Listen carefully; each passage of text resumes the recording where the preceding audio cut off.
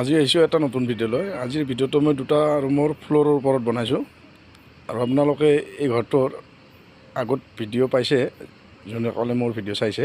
আৰু এইটো ৰং মৰাৰ পিছত এনেকুৱা হৈছে ঘৰটোৰ মুধাখন, আৰু দুই চাইডে মুধা ডিজাইন কটাই আছে। এইটো পিছফাল হয়, আৰু যদিহে এইটো ঘৰৰ আপোনালোকৰ ভিডিঅ' চাইছে, মই ডিজাইন কটাৰ পৰা গোটেইখিনি আপোনালোকক দিছোঁ ভিডিঅ'ত। আৰু মই এই দুটা ৰুমৰ ফ্ল'ৰৰ কাম হাতত লৈছোঁ, আৰু আজি মই ইয়াতে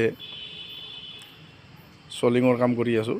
আৰু মই চলিংটো মেটেলেদি কৰিছোঁ, আৰু মই এই ৰুমটো যিটো চলিং কৰি আছোঁ, এই ৰুমটো 10 ফুট বহল আৰু 15 ফুট লম্বা আছে। আৰু ইয়াতে মই চলিঙৰ কাৰণে 2 চাম মেটেল আনিছোঁ, আৰু মেটেলেদি আপোনালোকে যদি চলিং কৰে ৰুমটো বহুতে ঠাণ্ডা হয়, আৰু খৰচাটো বাঢ়ে। খৰচাটো ইটা চলিঙত প্ৰতি মেটেলৰ চলিঙত খৰচা বহুতখিনি বেছি হয়। চিমেণ্ট বালি আৰু শিল এইবোৰ অলপ বেছিকৈ যায়। আৰু এই ৰুমটো মোৰ 21 ফুট লম্বা আৰু 10 ফুট বহল আছে। আৰু আগত যদি মোৰ ভিডিঅ' আপোনালোকে চাইছে, তেতিয়াহ'লে গমে পাইছে এইটো ঘৰত মই বহুকেইটা ভিডিঅ' দিছোঁ, আৰু বহুত ঠেক জেগাত মানে এই ঘৰটো বনাব লগা হৈছে। আৰু এখেতসকলৰ মানে যিটো 4 লাইন গৈছে, 4 লাইনত মাটি দিবলগীয়া হৈছে এখেতসকলে, আৰু বহুত ঠেক জেগাত এই ঘৰটো বনাইছোঁ।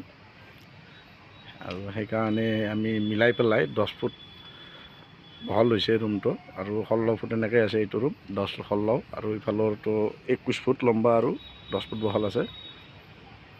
আৰু আপোনালোকে মোৰ ভিডিঅ' চাই যদি ভাল পায়, এটা লাইক কৰিব, শ্বেয়াৰ কৰিব ভিডিঅ'টো, আৰু চেনেলটো নতুনকৈ আহিছে যদি চেনেলটো ছাবস্ক্ৰাইব কৰি ল'ব, আৰু আগলৈ আপোনালোকে এনেকুৱা নতুন নতুন ভিডিঅ' পাই থাকিব। আৰু এই ঘৰটোৰ ফ্ল'ৰ দুটা কৰোঁতে যিমানখিনি খৰচা হয়, আপোনালোকৰ আগত মই হিচাপটো ৰখাৰ কাৰণে চেষ্টা কৰিম নেক্সট এটা ভিডিঅ'ত। আৰু মই আজি এই ঘৰটোৰ ফ্ল'ৰৰ কামটো জাষ্ট আৰম্ভ কৰিছোঁহে, চলিংটোৰ। আৰু মই আপোনালোকক অলপ আগতে ক'লোঁ যে এই ঘৰৰ মালিকে এই 4 লাইনটো এইটো হয়, 4 লাইনটোৰ কাৰণে মাটি অলপ এৰি দিবলগীয়া হৈছে। আৰু এখেতে নহয়, বহুত মানুহে মাটি এৰি দিবলগীয়া হৈছে, তাৰে বিনিময় দিছে। বহুতৰে ভাল ঘৰ বনা গৈছে, বিল্ডিং বনা গৈছে। গতিকে আপোনালোকে চাই আছে, এই ঘৰটোৰ নিচেই ওচৰতে হয়, আৰু বহুতৰে ঘৰ ভাঙা গৈছে, তেখেতসকলৰ মূল্য পাইছে। ইয়াতে দেখি আছে আপোনালোকে বিল্ডিং বনাই আছে, সেই এটা বিল্ডিং বহুত ডাঙৰ, 6 তলামান বনাইছে। আৰু এখেতসকলৰ আছাম টাইপৰ ঘৰ 1 পলিমান ভাঙা গৈছে, আৰু অলপ মাটি দিবলগীয়া হৈছে, আৰু গাছ গছনি কিছু গৈছে। সেই বহুত ঠেক জেগাত এখেতসকলৰ এই ঘৰটো বনাইছোঁ। আৰু মোৰ ভিডিঅ'টোত আজি ক'বলগীয়া ইমানখিনিয়ে। ধন্যবাদ।